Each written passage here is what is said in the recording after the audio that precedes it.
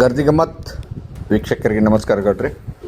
Gardigammat page follower ಆಗ್ರಿ, YouTube subscribe ಮಾಡಿರಿ, share ಮಾಡಿರಿ, like ಮಾಡಿರಿ, ಕಮೆಂಟ್ ಮಾಡಿರಿ. ಪ್ರತಿ ದಿವಸ ಲೈಕ್ ಶೇರ್ ಕಮೆಂಟ್ ಮಾಡೋರಿಗೆ ಕೋಟಿ ಕೋಟಿ ನಮಸ್ಕಾರ.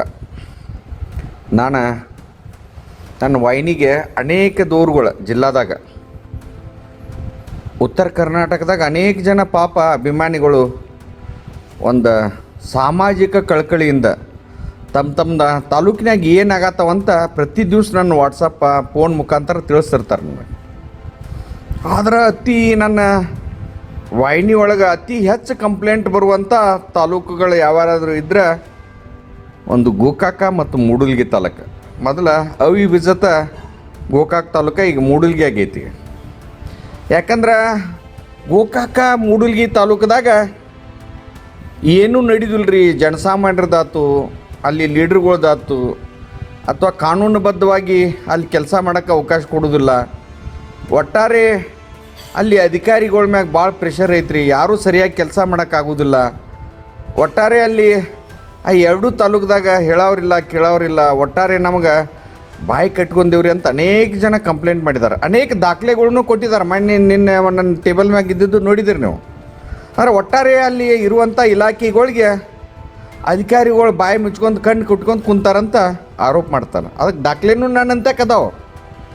ಆದರೆ ಒಟ್ಟಾರೆ ನಾನು ಗೋಕಾಕ ಮೂಡಲ್ಗಿ ತಾಲೂಕಿನಾಗ ಸೇವೆ ಸಲ್ಲಿಸುವಂಥ ಅಧಿಕಾರಿಗಳಿಗೆ, ಯಾಕಂದ್ರೆ ಭಾಳ ದಿವಸದಿಂದ ಭಾಳ ಅಧಿಕಾರಿಗಳು ಅಲ್ಲಿ ಪೆನ್ಷನ್ನೂ ಆಗಿಲ್ಲ. ಹಳೆಯ ಅಧಿಕಾರಿಗಳನ್ನ ಕೇಳ್ರಿ ನೀವು, ಒಂದು 10-12 ವರ್ಷದ ಹಿಂದೆ ರಿಟೈರ್ಡ್ ಆದವ್ರ ಯಾರ್ಯಾರಿಗೂ ಉಪಕಾರ ಮಾಡೋಕ್ಕೆ ಹೋಗ್ಯೋ, ಒತ್ತಾಯ್ಕೋ ಏನೇನೋ ಮಾಡಿ ಪಾಪ ಪೆನ್ಷನ್ ಇಲ್ದ ಸಸ್ಪೆಂಡ್ ಆಗಿ ಡಿಸ್ಮಿಸ್ ಆಗಿ ಹೋಗಿದಂಥ ಉದಾಹರಣೆಗಳು ಭಾಳ ಅದಾವ ತಾಲೂಕಿನಾಗ ಅಂತ ಮಂದಿ ಮಾತಾಡ್ತೈತಿ. ಆದರೆ ಒಟ್ಟಾರೆ ನಾನು ಸರ್ಕಾರಕ್ಕೆ ಸೇರಿದಂಥ ಎಲ್ಲ ಇಲಾಖೆಗಳಿಗೆ, ಅದರಾಗೂ ಹೆಚ್ಚಾಗಿ ಕಂದಾಯ ಇಲಾಖೆ ಬಂತು, ಅರಣ್ಯ ಇಲಾಖೆ ಬಂತು, ಮೈನ್ಸ್ ಬಂತು, ಇವತ್ತು PWD ಬಂತು. ನೀವು ಏನು ಮಾಡತ್ತೀರಪ್ಪ ಅಧಿಕಾರಿಗಳ? ದಾಖಲೆಗಳಂತೂ ಬಂದು ನನ್ನ ಟೇಬಲ್ ಮ್ಯಾಗ ಅದಾವೆ. ನಿಮ್ಗೊಂದು ವಾರ್ನಿಂಗ್ ಅಂತ ತಿಳ್ಕೊರಿ ಇದನ್ನು.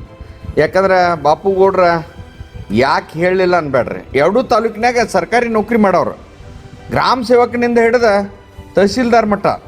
ನೀವು ಏನು ಮಾಡತ್ತೀರಿ? ನಿಮ್ಮ ಜಾಗದಾಗ ಗೈರಾನ ಜಾಗ, ಗೌಂಟಾನ ಜಾಗ, ಫಾರೆಸ್ಟ್ ಜಾಗ, ಎಲ್ಲೆಲ್ಲಿ ಏನೇನು ಅಡ್ಡಾತ್ತರು, ಯಾರ್ಯಾರ ಹೆಸರಲ್ಲೇ ಆಗಿದಾವು, ಯಾವ್ಯಾವ ತಹಸೀಲ್ದಾರ್ ಲೆವೆಲ್ದಾಗ ಏನೇ ಮಾಡಿದವ್ರು, ಭಾಳಷ್ಟು ದಾಖಲೆಗಳು ಬಂದವು ನನಗೀಗ.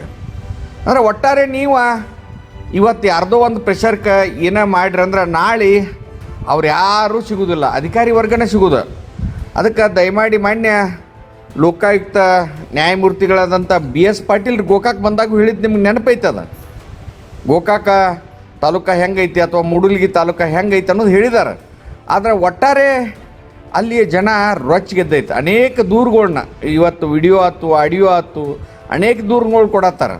ಅದಕ್ಕೆ ಬಲಿಪಶು ಅಧಿಕಾರಿ ವರ್ಗ ಆಗಕ್ಕೆ ಹೋಗ್ಬೇಡ್ರಿ. ಯಾಕಂದ್ರೆ ಯಾರೂ ನಿಮ್ಮನ್ನ ರಕ್ಷಣೆ ಮಾಡೋದಿಲ್ಲ. ನಾಳೆ ನಿಮ್ಮ ಕಡೆಯಿಂದ ಕೆಲಸ ಮಾಡ್ತಾರೆ ಅಲ್ಲಿಯ ಪ್ರಭಾವಿಗಳು.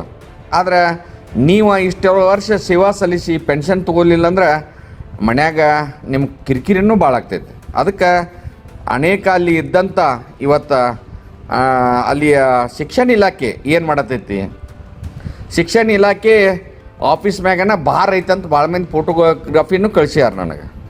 ಅಂದರೆ ಒಟ್ಟಾರೆ ಎಲ್ಲ ಇಲಾಖೆಗಳಲ್ಲಿ ನೀರಾವರಿ ನಿಗಮದ ಕೆಲಸಗಳು ಹೆಂಗಾಗತ್ತಾವ ಅಲ್ಲಿ ಗೋಕಾಕ್ GLBC ಒಳಗೆ, ಯಾರ್ಯಾರು ಮಣ್ಣು ಎತ್ತಾರು, GLBC ಕೆಲಸಗಳು ಹೆಂಗೆ ಮಾಡತ್ತಾರು, ಒಟ್ಟಾರೆ ರೋಡ್ ಕೆಲಸಗಳು ಏನು ನಡೆದಾವು, ಅಂದರೆ ಒಟ್ಟಾರೆ ಅಲ್ಲಿ ಇಲಾಖೆ ಕೆಲಸಗಳು ಜಿಲ್ಲಾ ಪಂಚಾಯತಿಯಿಂದ ಏನು ನಡೆದಾವು, ತಹಸೀಲ್ದಾರ್ಗಳು ಏನು ಮಾಡತ್ತಾರು, ಒಟ್ಟಾರೆ ಅಲ್ಲಿ ಇಲಾಖೆ ಅಧಿಕಾರಿಗಳು ಎಲ್ಲ ಏನು ಮಾಡತ್ತಾರು, ಏನೇನೋ ಮಾಡತ್ತಾರಂತ ಮಂದಿ ಮಾತಾಡತೈತಿ. ಮತ್ತು ದಾಖಲೆಗಳು ಕೊಟ್ಟಿದ್ದಾರೆ. ಮುಂದಿನ ದಿನ ನಾ ತರ್ತೇನೆ ನಿಮ್ಗೊಂದು ಸೂಕ್ಷ್ಮ ಎಚ್ಚರಿಕೆನ ಗೋಕಾಕ್ ಇಲಾಖೆ ಒಳಗೆ, ಅಂದ್ರೆ ಆರೋಗ್ಯ ಇಲಾಖೆ ಹಿಡ್ಕೊಂಡು ಜಿಲ್ಲಾ ಪಂಚಾಯತಿ ಅಬಕಾರಿ ಇಲಾಖೆ ಹಿಡ್ಕೊಂಡು ಎಲ್ಲ ಇಲಾಖೆದು ಹೇಳ್ತಾನೆ. ನೀವು ಯಾರ್ದಾರೆ ಒತ್ತಡಕ್ಕೆ ಮಣದ ಏನಾದರೂ ಕೆಲಸ ಮಾಡಿದ್ರಂದ್ರೆ ಇವನ್ ಪೊಲೀಸ್ ಇಲಾಖೆ ಹಿಡ್ಕೊಂಡು ಹೇಳ್ತಾನೆ. ಒಟ್ಟಾರೆ ನಾಳೆ ನಿಮ್ಗೆ ತೊಂದರೆ ಆಗ್ತೈತೆ. ಜನ ಎದ್ದು ಕುಂತೈತೆ. ಭಾಳ ಜನ ಎಚ್ಚರಲೆ ನಿಮ್ಮ ಗಮನ ಮಾಡತೈತಿ. ಇಡೀ ಜಿಲ್ಲಾನು ಮಾಡತೈತಿ. ಅಲ್ಲಿಯ ಜನಸಾಮಾನ್ಯರು ಮಾಡತ್ತಾರು, ಅಲ್ಲಿಯ ಸಮಾಜ ಸೇವಕರು ನೋಡತ್ತಾರೆ ನಿಮ್ಮ ಕೆಲಸ.